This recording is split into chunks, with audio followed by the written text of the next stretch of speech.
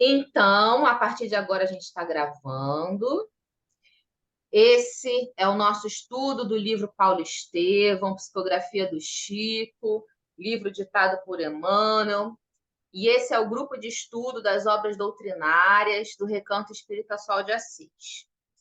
Acontece toda terça-feira e a gravação fica lá no YouTube da nossa casa, que é uma casa virtual, né? O Recanto Espírita Sol de Assis, para quem não conhece, é uma casa virtual. E quem quiser participar ao vivo com a gente, fique à vontade. É só entrar lá no nosso Instagram, que lá tem o link para se inscrever no estudo, colocar o telefone, porque o link a gente coloca no grupo do WhatsApp. Bom, então, acho que eu falei tudo. Vamos iniciar, então, o nosso estudo. Eu estava falando aqui que eu tinha falado em um desses estudos que nós fizemos, do capítulo 7, acho que foi um dos primeiros. Eu falei que o capítulo era curto, não sei de onde que eu tirei isso. Um capítulo bom, né? Com bastante informação e grandinho. Deixa eu ver quem foi que entrou aqui agora. Ah, a Lu entrou, Lu Gomes, Marcos. Então, antes de começar, eu falei, Lu, eu estava falando de você, Lu Gomes, Luciana Gomes, olha a intimidade. Luciana Gomes. Eu estava aqui falando porque eu acho que foi você que postou lá no nosso grupo uma propaganda lá, um post, né, de Evangelho no Lar, que acontece toda quinta-feira às 8h30. Foi você, Lu, que colocou? Luciana Gomes. Não sei nem se ela está podendo falar. Se não estiver podendo falar, a gente fala no final. Ela colocou no chat. Colocou? Deixa eu ver. Ah, é isso. Ah, Posso sim, gente, falar. É então porque tá. desculpe, é que eu não tenho muita assim intimidade com o Zoom, aí eu fico meio que perdida aqui. Mas eu posso falar sim. Fui Ah, eu que coloquei, viu? E todos estão convidados a participar. então, isso que eu queria te perguntar, como é que funciona? Conta pra gente. Porque, assim, eu já fiz o estudo do Evangelho, eu tenho muita saudade, porque foi um dos estudos que eu mais gostei de fazer, o estudo do Evangelho. Eu não estou conseguindo me Sim, comprometer, né? Mas eu acho que é um estudo sim, necessário demais. A gente teria que terminar e recomeçar, terminar e recomeçar. sim, E aí eu estava lá hoje dando uma olhada nas postagens, né? Para ver o que a gente estava colocando no grupo, sim. e vi essa sua postagem, assim, achei muito legal. Conta para a gente só um pouquinho, como é que é esse estudo? Tá. Na verdade, é o Evangelho no Lar de forma virtual, mas ao mesmo tempo como estudo, né? E a gente faz de forma sistematizada. Então, nós começamos do primeiro capítulo, desde a introdução ao primeiro capítulo, e estamos seguindo. Se eu não me engano, a gente está no capítulo 10 e vamos agora para o item 17. Então, toda semana a gente avança e a gente faz um item daquele capítulo. Então, é mais ou menos de 30 a 40 minutos, não é muito longo. E a gente inicia com uma leitura de preparação do ambiente, faz a prece inicial, lemos o evangelho daquele dia, e aí a gente... Ih, cortou o som dela. Cortou. a sua contribuição. E aí a gente encerra com a prece final, como a gente faz no evangelho, Aham. E mas a aí, gente faz no formato de estudo. entendi. E qualquer pessoa pode participar, que quiser, então. E isso qualquer pessoa pode participar. E assim, nos grupos espíritas de estudo que eu participo, toda semana eu mando. E aquele que se interessar mesmo e quiser fazer, eu posso mandar o linkzinho do grupo da gente do WhatsApp, porque está lá. Mas independente é, de estar ou não estar no grupo do WhatsApp, o convite é feito para todo mundo. Então, se vocês se interessarem, sejam bem-vindos. Ai, que legal. Obrigada, tá, Luciana? Então, ó, quem nunca fez o estudo do Evangelho, façam, gente. É maravilhoso. Como eu É já falei, verdade. para mim é o melhor de todos os estudos. É muito necessário para gente. Obrigada, tá, Lu? Nada, eu que Obrigada por agradeço a explicar. oportunidade. Obrigada por convidar, tá bom? Então, vamos lá. Vamos E, dar continuidade. Elane, Oi? e é como você falou, é um estudo que tem que ser eterno. Não é um estudo Sim. que você tem que fazer e parar. É um estudo que você tem que sempre continuar, porque o mesmo estudo você faz Eu faço o estudo com ela e faço com a Bia. Acredite você ou não, eu estou sempre aprendendo, sempre coisas novas, dentro praticamente do mesmo estudos, Sim. entende? E já fiz, estou acabando, estou fazendo com o Cassiano também, as 2 vezes por mês. É impressionante. É um estudo que é para a Legal. eternidade. Sim, é sim. É o estudo do evangelho, né? É o que eu falo. O estudo do evangelho, ele é um estudo onde todos, né, acrescentam, porque é da experiência de vida de cada um. Daí você vai tirar um olhar diferente do outro, uma necessidade diferente do outro, né? E conforme a gente vai crescendo em entendimento, em amor, a gente vai conseguindo aprofundar ainda mais o nosso estudo. Então, a gente fez uma leitura de um trecho numa determinada época da nossa vida. Se você voltar ali no Evangelho 5 anos depois, é outra leitura, no mesmo trecho, porque as suas experiências já são outras, as suas necessidades já são outras, o seu aprendizado já é outro. Explicando, falando assim, é difícil de entender, né? Só quem passa por essa experiência que vai compreender isso, e é maravilhoso. Absolutamente correto, absolutamente correto. E mais, o estudo do Evangelho contínuo te ajuda imensamente nos outros estudos que você faz. E como ajuda a compreensão? Exatamente. Vamos lá, então. Obrigada, queridas. Obrigada, Ana. Obrigada, Lu. Vamos prosseguir. Foi. Bom, semana passada nós paramos aqui. Que trecho é esse? É o trecho que Gamaliel está na casa do caminho, a convite de Pedro.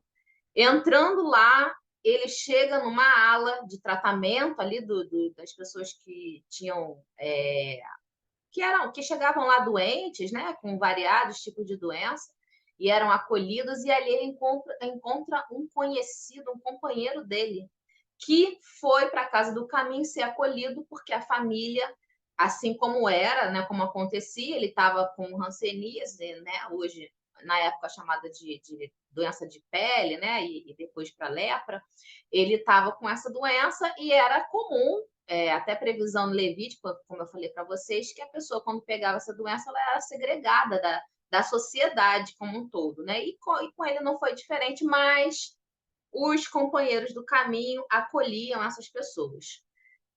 Gamaliel ficou muito impressionado de encontrar ele ali e começou a dialogar com ele. E é impressionante a profundidade de sentimento com o Cristo que esse homem conheceu no coração dele. Vamos para o texto. Apesar das chagas pustulentas que me segregaram das afeições mais queridas, penso, quero e amo. Quando eu li essa frase aqui agora, né, relendo o estudo, me veio imediatamente na cabeça o seguinte pensamento: quem já fez trabalho com irmãos em condição de rua e já teve a experiência de dialogar com esses irmãos, sentiu, né? E eu me lembrei disso, exatamente isso aqui. Aos olhos da sociedade, são pessoas que não pensam, que não sentem, mas sim, quando a gente dá um tantinho de atenção e a gente deixa esses corações falarem, a gente percebe que o que eles querem falar é isso. Olha, eu penso, eu quero e eu amo. É uma experiência, gente, maravilhosa. Quem não teve ainda a experiência de se envolver ou de participar, nem que seja uma vez com um trabalho desse, vá, porque a gente percebe, né, como que a gente coloca de lado esses seres que são nossos irmãos, né? E aí a gente não consegue, né, mais passar e deixar de lado, não olhar, porque a gente aprende isso, que ali há um sentimento, que ali há um coração que vive. Então, é exatamente o sentimento que Sidônio está tendo aqui. Na câmara escura do sofrimento, encontrei o Senhor Jesus para compreendê-lo melhor. Hoje, creio que seu poder dominará as nações, porque é a força do amor triunfando da própria morte. Me lembro a passagem que Jesus, lá no Boa Nova, fala: tenho as armas necessárias para que possamos chegar ao porto final da vitória. As armas, né? A gente sabe que são o evangelho e o amor. E o porto final da vitória é justamente isso que ele está falando, o amor triunfando. A voz daquele homem, marcado de feridas roxas no seu grave entorno, parecia o clarim da verdade saindo de um montão de pó. Pedro verificava satisfeito o progresso moral daquele mendigo anônimo para avaliar intimamente a força regeneradora do evangelho. Ele não estava sendo regenerado nas suas chagas. Ele não estava sendo regenerado na prova da doença física. Ele estava sendo regenerado como espírito em evolução moral. É isso que Pedro está observando aqui nele. Pedro verificava satisfeito o progresso moral daquele mendigo anônimo para avaliar intimamente a força regeneradora do evangelho. Gamaliel, por sua vez, aturdia-se com o profundo sentido daqueles conceitos. A pregação do Cristo nos lábios de um doente desamparado tinha um cunho de beleza misteriosa e singular. Há como você não se tocar, não se sentir tocado quando você se aproxima de uma pessoa, o Marcos, né? Marcos está aqui, deixa eu ver, mozinho. Quando você se aproxima de uma pessoa, tá aqui, hein, mozinho? Vou falar de você, hein? Quando você se aproxima de uma pessoa ou quando você vê um relato de uma pessoa que está na maior penúria, né? Tem muito isso quando passa documentário do interior do Nordeste, no interior da Bahia, aqueles locais secos, né? Onde parece que não chove há séculos, aquelas pessoas com o rosto mais rachado que a terra, como o Marcos costuma falar. E aí o repórter pergunta assim, mas e aí, você tem esperança? Claro, meu filho, Deus está comigo. Deus é comigo, né? E ele não falha. Há como não se tocar em ver tamanha força em Deus, tamanha fé? A pregação de Cristo nos lábios de um doente desamparado tinha um cunho de beleza misteriosa e singular. É da gente olhar e falar, meu Deus, e eu, com a minha fé tão fraquinha, né?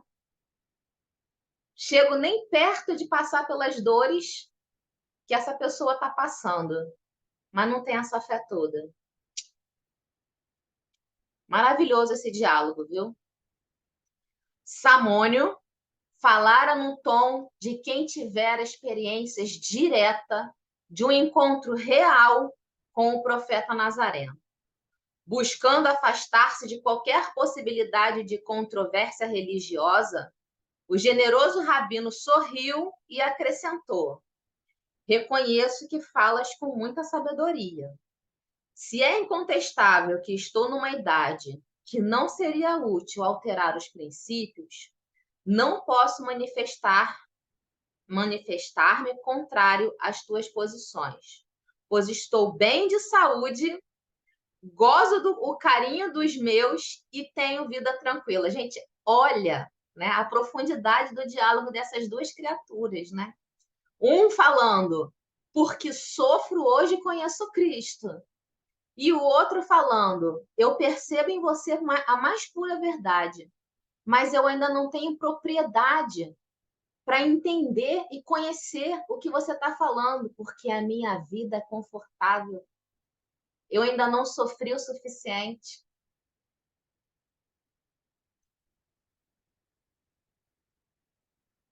Minha faculdade de julgar, portanto, tem de operar em outro rumo.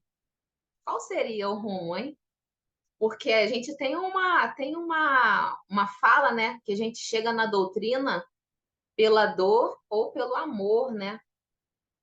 Pela curiosidade de entender quem sou, o que estou fazendo aqui, quem é Deus. É esse o rumo que Gamaliel vai tomar, né? Tentar entender, compreender tudo aquilo, toda aquela nova doutrina, todo aquele novo conhecimento, todo aquele novo entendimento que está ali sendo ofertado pelo equilíbrio da razão, né? Pela busca da razão consciente.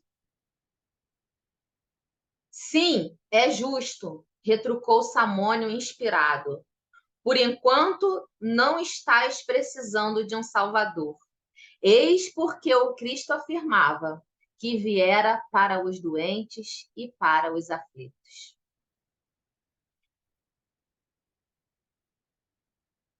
A Pri colocou, me faça essas perguntas todos os dias. Que bom, Pri. É exatamente isso que a gente tem que fazer. Nos fazermos essa pergunta todos os dias. Quem sou eu? O que eu quero para a minha vida, né? Ó, aquele vídeo da Lucilena Galvão que eu falei, que a Juliette colocou lá, a pergunta central, né, o fio condutor da palestra dela é esse. Porque ela diz que quando a gente pergunta para uma criança, ou quando pergunta para um adulto mesmo, o que você quer ser no futuro?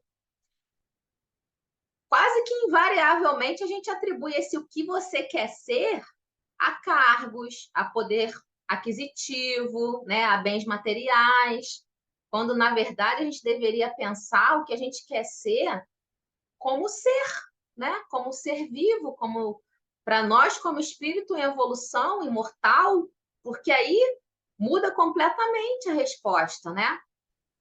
Na verdade, o que eu quero ter, né? E de o que ser, que eu quero ser. São duas perguntas diferentes, né? O que eu quero ter daqui a um tempo e o que eu quero ser daqui a um tempo. Para mim, isso é muito diferente, ao mesmo tempo difícil, né? De saber. Muito difícil. É difícil, sim, não é fácil. Mas é um exercício maravilhoso de autoconhecimento, né? De exercício da fé, da resignação. Gamaliel compreendeu o alcance dessas palavras que davam para meditar uma vida inteira. Olha aí o que a gente está falando, né? A gente tem que meditar a vida inteira sobre essas questões. Sentiu os olhos úmidos, se emocionou. Gamaliel se emocionando. A observação de Samônio penetrara-lhe fundo o coração sensível de homem justo. Percebendo, todavia, que necessitava de prudência para não confundir os sentimentos do povo, atento ao cargo oficial que ocupava, esboçou um manso sorriso para o interlocutor, batendo-lhe levemente no ombro e, com acento de fraternal sinceridade, acentuou: talvez tenhas razão, estudarei o teu Cristo. E assim Gamaliel fez, né? Ele não teve forças, vou relembrar para quem já leu o livro, e vou dar um spoiler para quem não leu ainda. Ele não teve forças de se colocar na sua condição de grande rabino, né, um rabã, ele não teve forças, né, por conta da sua idade, de se colocar dessa forma, mas ele acabou acolhendo o Cristo como o verdadeiro Messias, se afastou e foi viver meditando sobre os seus ensinamentos no resto de vida que ele ainda tinha. Então, como eu já falei aqui no estudo, para mim, né, não foi acaso que Gamaliel encontrou Samônio nessa situação, nessa condição. É a espiritualidade, né? São os emissários do Cristo agindo para que tudo se coloque no momento que a gente precisa, da forma que a gente precisa, e a nossa parte é ter olhos de ver, né? As coisas voltam. Quando a gente precisa de um aprendizado, gente, o aprendizado volta na sua frente igualzinho, né? Igualzinho. Se você não aprendeu ainda aquela situação que te prova, e aí é uma das características das provas, né, que nós temos na nossa encarnação, é essa. A situação volta para que você seja testado, se você aprendeu ou não aprendeu. Então, é a espiritualidade o tempo todo ali, trabalhando no seu algoritmo e construindo ao nosso redor a condição favorável para aquilo que a gente precisa aprender. André, meu amiguinho, tá tão quietinho. Quer fazer algum comentário? Deixa eu ver se o Amado já tá indo. Não, tá ótimo. Tá Não, ótimo? não tem, né? Ainda não. Eu falei que hoje eu já te tomei tanto tempo, né, meu amigo? Não, que isso. Eu fico só admirando a humildade de Gamaliel.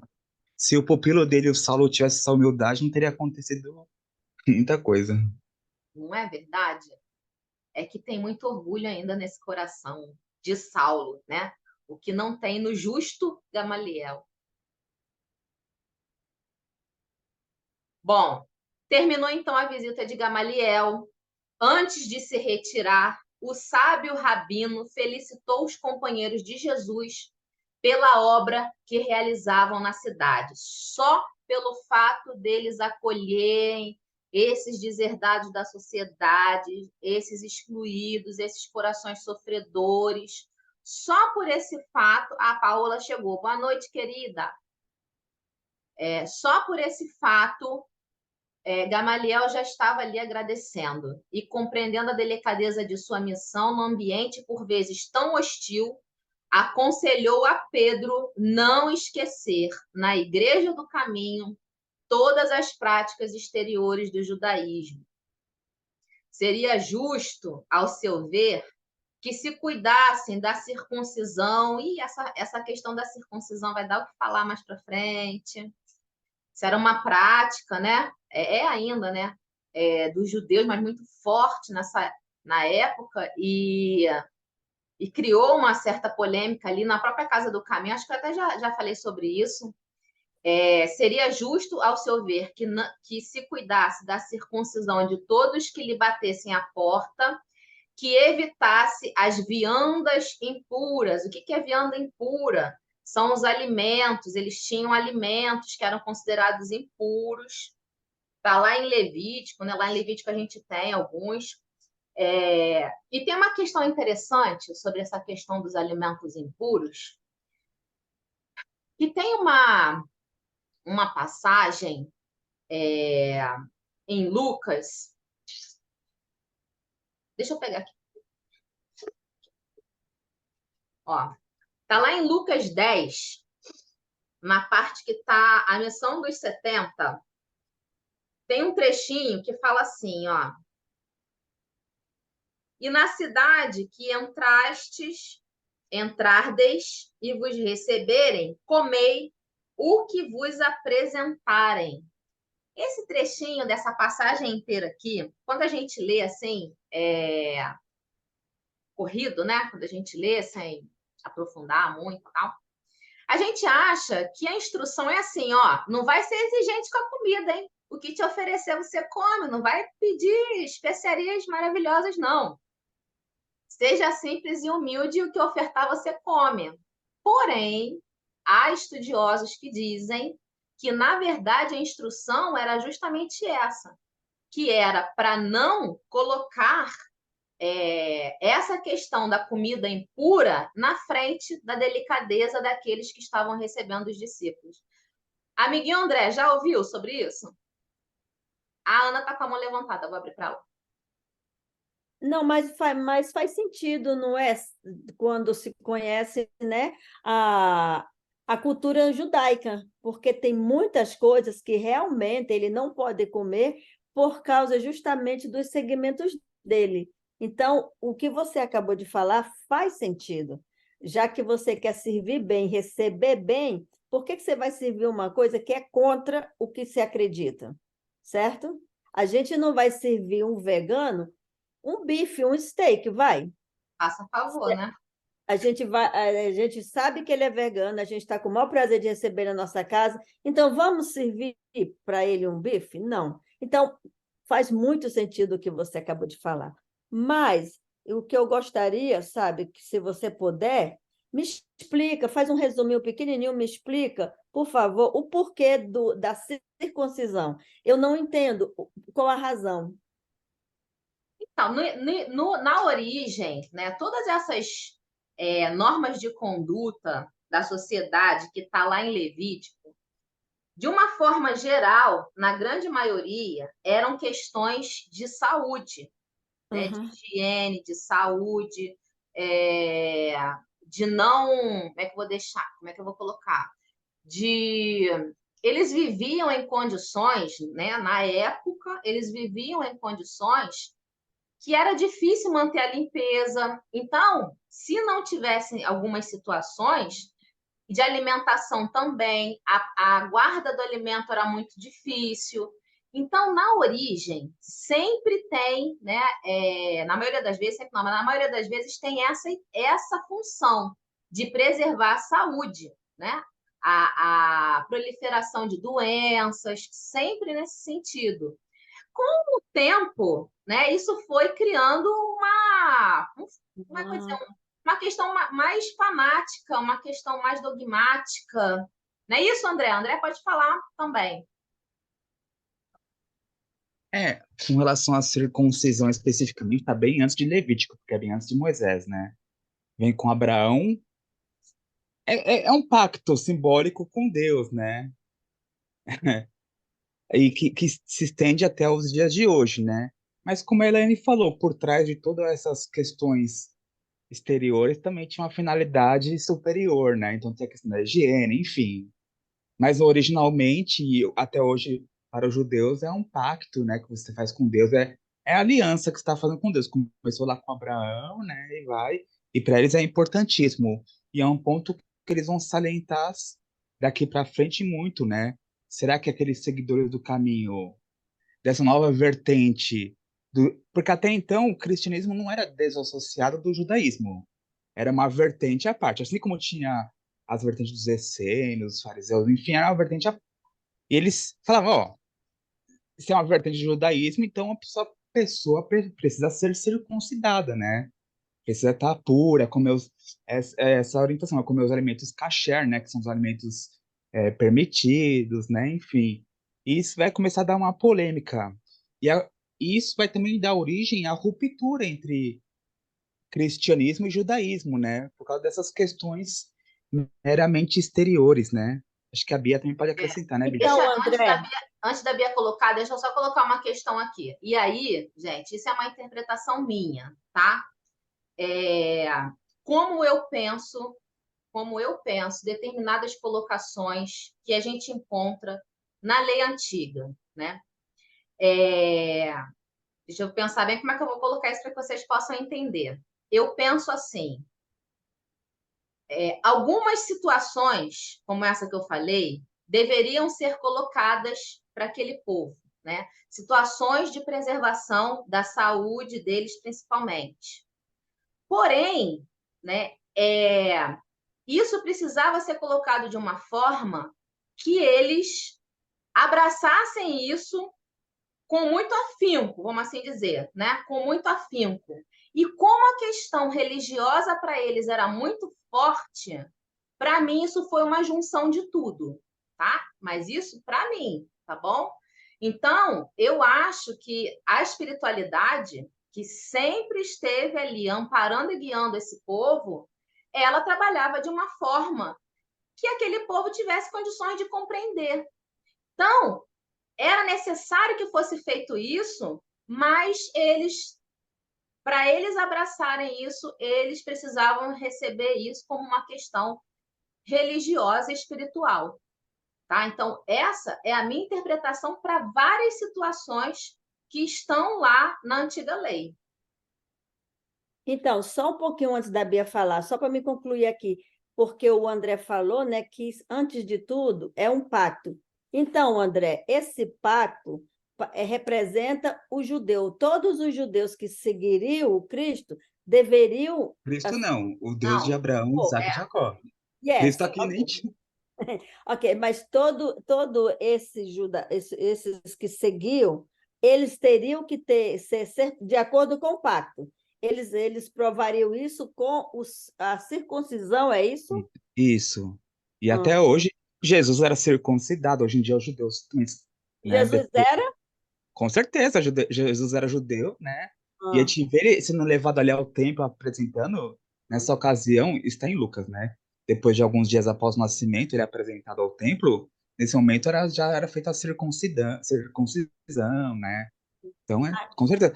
Todos os apóstolos de Jesus também eram. Então, aqui, por enquanto, quase todo mundo era circuncidado, né? A gente vai mais pra frente que vai vir alguns personagens de fora daquela cultura judaica que não eram. E isso vai dar muita polêmica, né? Isso deve ser. Então, porque aqui, nesse país, é assim, eu não sei se no Brasil todas as crianças que nascem, eles são imediatamente, todos os É que aí é questão de higiene, é diferente. exato, exato. Mas só tem umas regras, dependendo de quando você não tem o bebê em casa, quando é feito com a parteira, na banheira, aqueles partos d'água, aí aquelas mães elas têm a opção de quando ela tem o bebê, quando ela for para o quarto, elas fazerem ou não. Mas se ela estiver na maternidade, estiver dentro da maternidade, é mais do que obrigação. Mas sim, é por causa por causa da higiene. Mas o que você ia falar mesmo, Elaine? Então, e é isso, né? Para mim, na origem, tem essa questão toda que o André falou, mas para mim, na origem, a razão de ser disso surgir é a higiene. Bia, fala, meu amor. Bia tá aguardando para falar. Ih, a Bia travou. Será que a Bia saiu? Ó, enquanto a Bia está voltando, eu vou lendo aqui. Ó. Jesus foi criado nas leis judaicas. A Juliette está colocando aqui. Tem que voltar aqui. A circuncisão. Tô aqui, amiga. É que vocês falaram tanto que eu até esqueci. Amor. Lembra aí. Enquanto eu vou lendo aqui o chat, você vai lembrando. Não, eu esqueci que estava na minha vez, no caso. Tá. Então vai. Então, o negócio é o seguinte, me lembrei do caso do Chico. Ele vai à casa de uma senhora e eles colocam sopa para ele tomar, ela serve sopa para ele tomar. E essa história é minha nojentinha, né, Betinho? E tinha uma baratinha dentro da sopa. E ele, para não envergonhar a dona da casa, ele comeu a sopa. Com tudo. Muito bom. Então, o Chico é o Chico, entendeu? Para não envergonhar a dona da casa.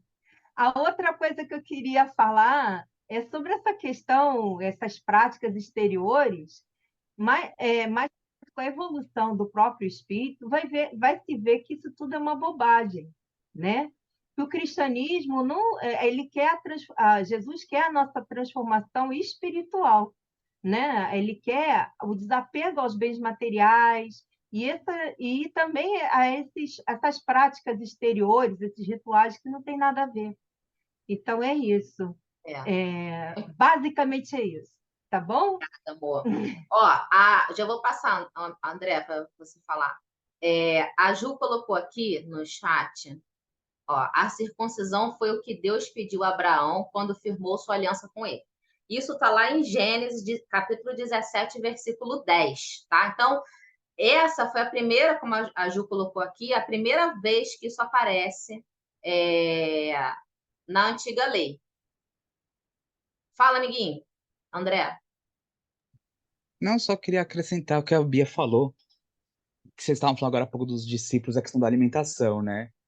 E a gente tem que lembrar que em Atos dos Apóstolos, capítulo 10, tem uma passagem que fala isso, né? Simão Pedro tinha uma resistência em comer comida que não fosse pura, segundo o judaísmo, e ele tem um sonho, né? Que no sonho fala que, essa voz fala que, levanta-te, tá aqui em Atos 10, 3, né? Essa voz durante o sonho fala, levanta-te, Pedro, mata e come, enfim, né? E ele entendeu que ele devia comer de tudo, né? Enfim, desde então ele começou. Era uma questão que não era aceita provavelmente por todos. Por exemplo, aqui na própria Casa do Caminho tínhamos Tiago, né? Tiago menor. E ele era bem judaico, bem judaizante, Ele né? estava Enfim, falando muito sobre isso hoje, né? apegado às leis, exato. Então, provavelmente, até o final da vida dele, ele continuou bem certinho, né, nas suas práticas, né, enfim. Mas a gente precisa respeitar, faz parte da cultura de cada povo, né? Assim como tem religião que usa um símbolo, uma roupa tal cor, né? Enfim, faz parte daquela religião, né? A gente precisa respeitar, seja a circuncisão, seja a refeição, né? Seja como for, cabemos a respeitar essas práticas, né? Exatamente. Ó, o Ricardo colocou aqui, eu também acredito que havia objetivos sanitários, como a circuncisão, mas foram atrelados ao fator espiritual para melhor serem cumpridos. E, Ricardo, é exatamente o que eu acho. Não só da circuncisão, mas de como tudo que está lá na antiga lei. Tudo. Vamos lá.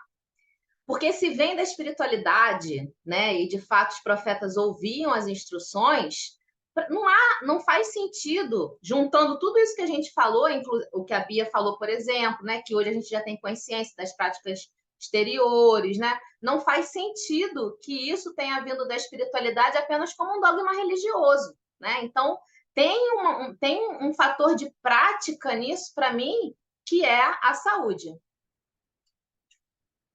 Vamos lá. E o próprio Paulo, posteriormente, vai falar em Romanos, né? Que a verdadeira circuncisão não é da carne, mas é do coração, né? Então a gente vê que é um novo entendimento que não é mais uma fase daquela exterioridade, é muito mais uma questão do interior, né? Ou seja, circuncisão do coração, o que significa? Um pacto simbolicamente espiritual, né? Do coração, né? Então é a nossa reforma íntima, nossa conexão interna, né? Então a gente tem esses degrauzinhos, né? No Brasil, os bebês que nascem hoje são circuncisados no Não, Brasil? não é obrigado, não. Não, Só se Não? for. não Não? tem isso. A mãe tem que permitir, tem que pedir? Como é que funciona no Brasil? Olha, eu vou te dizer, Ana, que eu acho até que é bem difícil essa prática aqui. É só quando de fato tem um problema, né? Tirando a questão da religiosidade, que os judeus até hoje praticam a circuncisão, como o André bem falou, mas tirando isso, eu acredito que é só quando de fato tem um problema, que precisa ser Problema médico. um problema médico, tipo infecção, por conta da higiene, né? E aí o O médico bebê vai nem é feito ao nascer na maternidade. Ele tem problema em casa e volta e o médico pediatra decide fazer, é isso? sim, é isso. Ó, eu acho É a famosa fimose, né? tem situações, às vezes, que precisa tirar porque faz um fechamento e aí aquilo causa uma dor, né? Então, é só assim, aqui, pelo que eu sei, tá? Não sou da área médica, mas pelo que eu sei, percebo, é só assim que é feito aqui, Uhum. né? Vamos lá. Deixa eu ver que horas são. Falta ainda. Gamaliel sabia. Tá. Seria justo, ao seu ver, que se cuidassem da circuncisão de todos os que lhe batessem a porta, que evitassem a viandas impuras, que não olvidassem o templo e seus princípios. Gamaliel sabia que os galileus não seriam isentos de perseguição, ainda mais tratando-se de uma organização iniciada por alguém que foi condenado à morte pelo Sinédrio. Com aqueles conselhos, visava aparar os golpes da violência que cedo ou tarde haveria de chegar. Um rabino experiente, né, sabia, percebia ali o que estava, o quadro que estava se formando para esses homens do caminho. Pedro, João e Tiago agradeceram, sensibilizados, carinhosa admoestação, e o velho doutor regressou ao lar fundamente impressionado com as lições do dia, levando consigo os apontamentos de Mateus, olha aí as anotações de Levi, né? Que se pôs a ler imediatamente. Mais 2 dias decorreram e as perseguições, capitaneadas por Saulo de Tarso, começaram a sacudir Jerusalém, em todos os setores das suas atividades religiosas. E isso foi... A gente fala aqui rápido, lê isso numa frase, mas isso caiu como uma bomba, né? A partir desse momento, e depois, ao longo de muitos anos, porque Saulo está iniciando, mas depois que Saulo tem a experiência dele com Cristo, depois que ele se converte, isso que ele iniciou, prosseguiu, né? E talvez essa seja uma das maiores dores do coração dele, porque quando ele já convertido, vendo as perseguições, ele próprio sendo vítima das perseguições e sabendo no seu consciente que quem, né, deu com força, iniciou com força isso foi ele. Oséias, Marcos e Samuel Natan foram presos. Quem viu o estudo se lembra, quem não viu, vou esclarecer quem é esse Oséias e Samuel que caiu aqui de paraquedas? Não. Oséias, Marcos e Samuel Natan também eram 2 homens da sociedade que se converteram ao cristianismo, que se converteram à Casa do Caminho, se converteram à Boa Nova do Cristo. Entregaram, anteciparam seus bens para a família, entregaram tudo o que sobrou para eles. Eles doaram para a Casa do Caminho e lá eles ficaram. Saulo ficou indignado com isso quando soube, porque isso representava o quê? Representava a ideia penetrando numa parte da sociedade que até então não era a que penetrava, né? Pelo menos a grosso modo, assim dizendo. Por quê? Aonde que o evangelho do Cristo penetrou com mais força? Nos desalentados. E até então, a sociedade olhava tipo assim, são loucos cuidando de loucos, né? Até então, eles lavavam a mão, são loucos cuidando de loucos. Mas agora, pessoas importantes e de bens da sociedade também estão se convertendo, precisamos estancar isso. Então, ele foi direto lá e prendeu Oséias e Samuel. Sem nota de culpa, a fim de responderem a rigoroso inquérito. Ou seja, não tinha nada formalizado ainda. Nota de culpa é quando você formaliza uma acusação, né? E tem ali uma anotação do que você está sendo incriminado. E não tinha, nem isso tinha, mas eles foram presos assim mesmo e iam responder a rigoroso inquérito. Os cooperadores do movimento organizaram longas nominatas, listas de nome dos israelitas mais destacados que frequentavam as reuniões da Igreja do Caminho. O moço de Tarso determinara que se abrisse inquérito geral. Entretanto, como desejava dar uma demonstração de desassombro aos adversários, julgou que deveria iniciar as prisões de maior importância, depois do encarceramento de Oséias e Samuel, no reduto mesmo dos galileus obscuros que haviam ousado afrontar a sua autoridade. Então, o que ele está dizendo aqui? Prendeu esses 2, né, para que outros da sociedade não olvidassem, né, não pensassem fazer a mesma coisa. Então, já prende eles para dar já um alerta aí que quem se converter a essa doutrina vai ser preso. Mas a gente precisa prender primeiro os líderes. Vamos lá atrás deles. Foi pela manhã de um dia claro...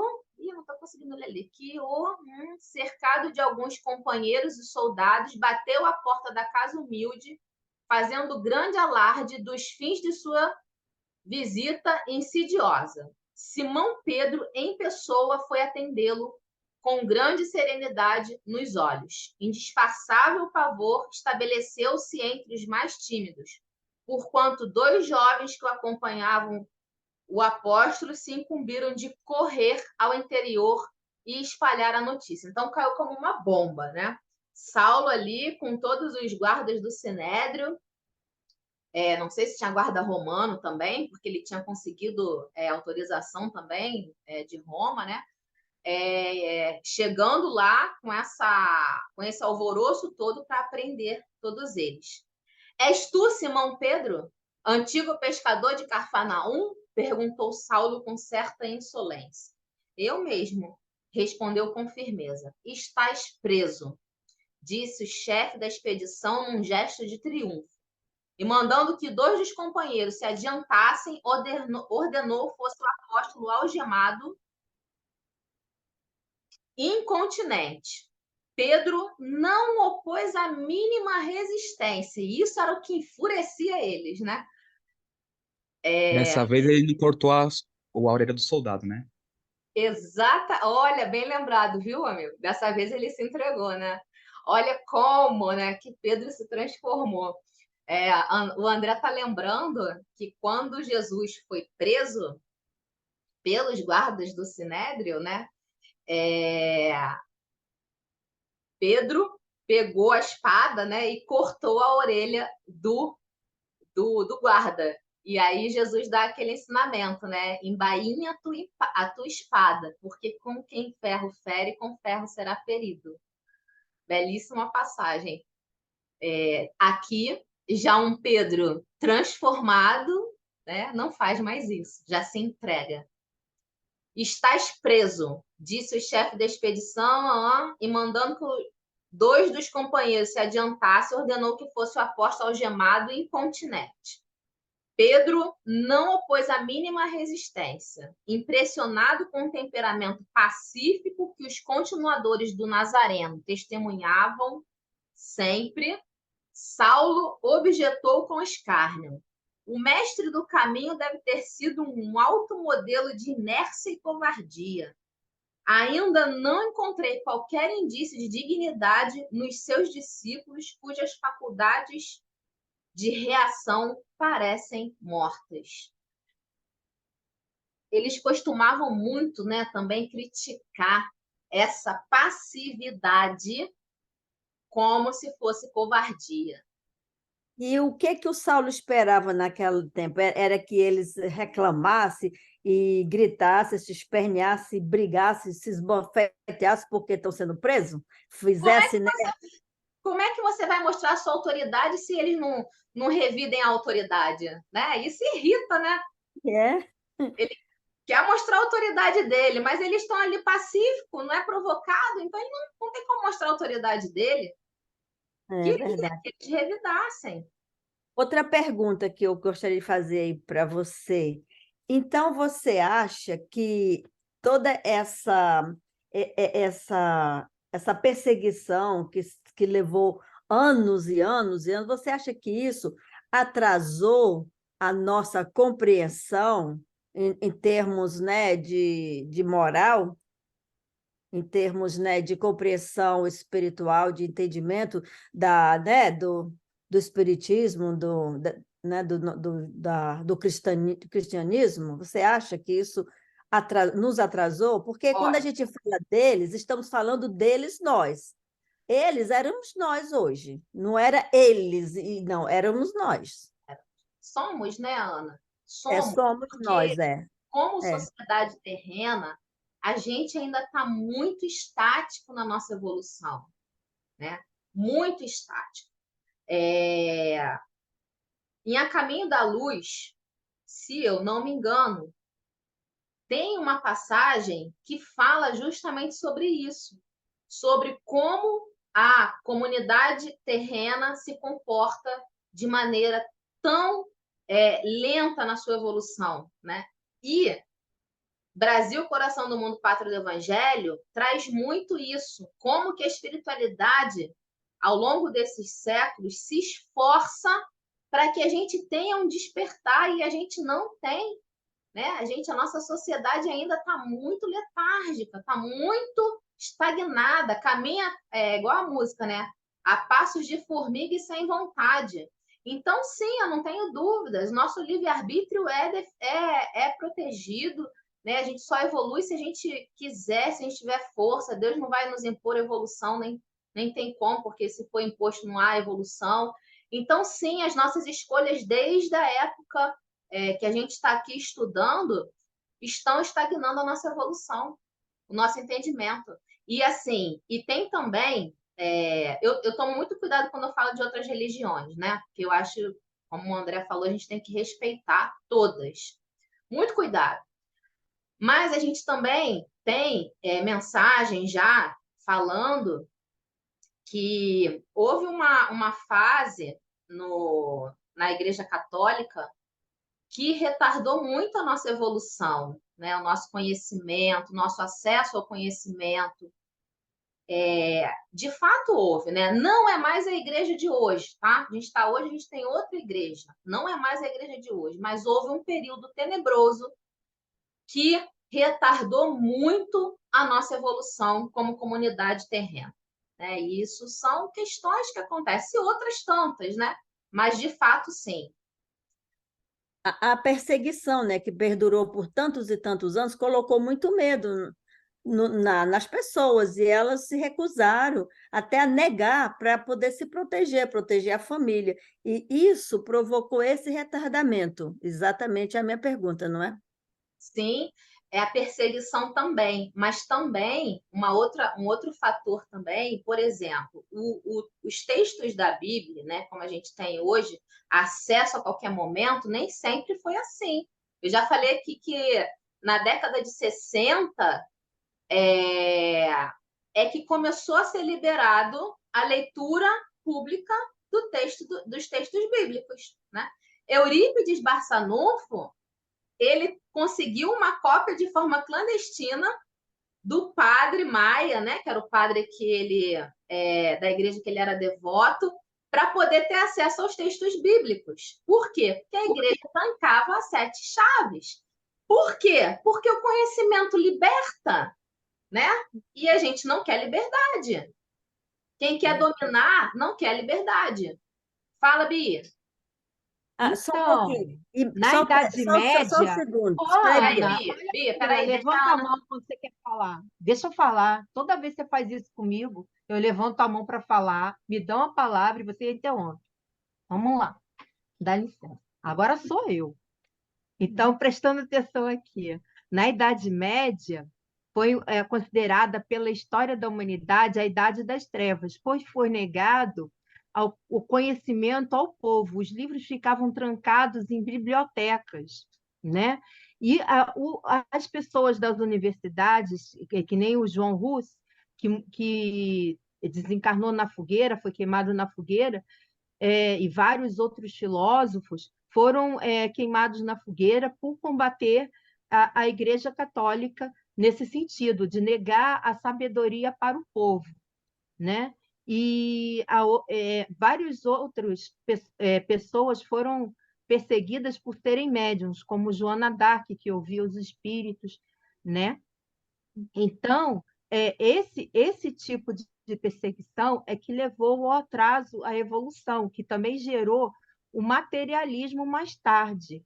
A igreja ela perseguiu tanto que criou-se uma revolta muito grande, e aí aconteceu o protestantismo, e quem não se aliou ao protestantismo era contra também as ideias protestantes, se tornou materialista mesmo, entendeu? E aí o espiritismo ele chegou na hora certa, quando o materialismo, a ciência estava progredindo, veio comprovar através de maneira científica e empírica tudo que Jesus nos ensinou, tudo que está escrito no Novo Testamento, né? Tudo que ele fez, os fenômenos que Jesus fez, o Espiritismo explica. Então, é isso. O Espiritismo é o cristianismo redivivo, né? É o cristianismo puro, sem a deturpação dos homens do passado, dos cristãos do passado que deturparam a doutrina de Jesus. Que bom entendeu? que hoje a gente tem a doutrina, né? Que esclarece e Isso aí. liberta o nosso pensamento. Isso aí. Obrigada. Fala, Ana, minha querida, pode falar. Eu só ia completar, né, a minha reflexão, né, que eu não tinha completado, mas tudo bem, a Bia falou. Eu ia falar que, inclusive, a Igreja Católica, naquela época, a missa era lida toda em latim, até há bem poucos anos atrás. As pessoas iam lá, ouviam aquele blá, blá, blá, blá, blá, blá, e voltavam para casa sem entender nada. Era isso que eu ia falar antes da Bia cortar. Exatamente, exatamente. Não Ó, era? o André colocou aqui o teu Cristo. Uma passagem. O teu Cristo sobre apenas ensinar-te a morrer? Perguntou um dos verdugos. A velha discípula, encentrando sua capacidade de resistência, teve ainda forças para murmurar, não apenas a morrer, mas também a vos amar. Ricardo Essa colocou é a Joana de Cusa, isso. Joana de Ângeles. lá no Boa Nova. Linda passagem. O Ricardo colocou, também amo. A Ju saiu. Quem mais atrasou e continua atrasando a implantação da mensagem do Cristo sempre foram os próprios cristãos. A Eliane colocou, pois é, a nossa evolução só depende de nós, porque temos o direito de escolha, e as nossas escolhas é muito importante para nosso progresso espiritual. E quem será que foram esses católicos que tanto esconderam a Bíblia? Aí o André levantou o dedinho. A Paola colocou, eu morri na fogueira, eu também. Eu também, Paola. Ó, o Ricardo colocou, mesmo assim, segundo alguns livros, o momento que o Cristo esteve na Terra e divulgou seus ensinamentos foi planejado e calculado como o melhor momento para acontecer, assim como a doutrina espírita, mesmo com os nossos atrasos. Exatamente, isso que o Ricardo colocou, que é importante a gente ter esse entendimento, né? Nós temos, eu já falei isso, não sei se aqui ou em outro estudo, é importante a gente entender que nós temos como espírito individual o nosso plano reencarnatório. Mas como comunidade terrena, né, o planeta Terra também tem um plano, né, um plano de evolução, que o que para a gente significa o nosso plano reencarnatório, para o planeta Terra como um todo, há um plano também.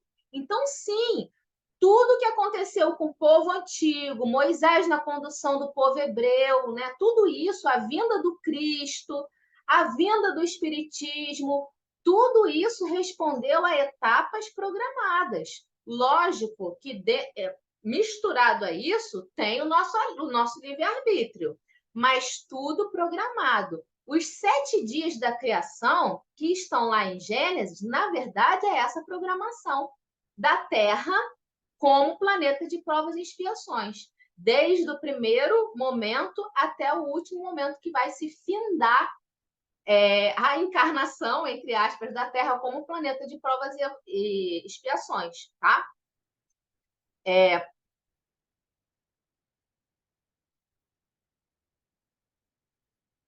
Ricardo colocou, tem um plano sideral para a Terra, programado por Jesus e seus ministros, exatamente. Bom, queridos, vamos encerrar aqui hoje, né? Que já deu a hora, 8h07.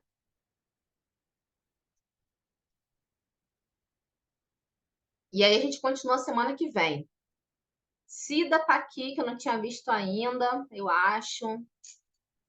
Algumas pessoas saíram. Queridos, mais uma vez, então, obrigada pela participação de vocês. Vou fazer a nossa prece para a gente encerrar. Oi, Cida, tudo bem? Abriu a câmera ali. Eu vou pedir para a Luciana fazer a nossa prece hoje. Você faz, Luciana? Luciana Gomes. Faço sim, faço. Então vamos. Então vamos nós. Senhor Jesus, nosso amado mestre querido, gratidão por mais um dia de estudo, por essa troca tão rica em conhecimento, por termos a possibilidade de ir avançando, vencendo a nossa ignorância, e que as palavras que foram ditas hoje, refletidas, através do estudo, dessa obra importantíssima, que é Paulo e Estevão, sirvam para nós como reflexão, considerando-nos nós ainda seres muito imaturos espirituais, que possamos aprender e nos melhorar, e que Jesus permaneça conosco durante essa semana, nos dando força e coragem para vencermos as batalhas do dia a dia. E que na próxima terça-feira estejamos aqui reunidos mais uma vez para a conclusão desse estudo. Que assim seja. Que assim seja. Amores, obrigada. Fiquem com Obrigada. Gente linda. Beijo, fiquem com Deus. Tchau, tchau. Boa noite, obrigado. Boa noite.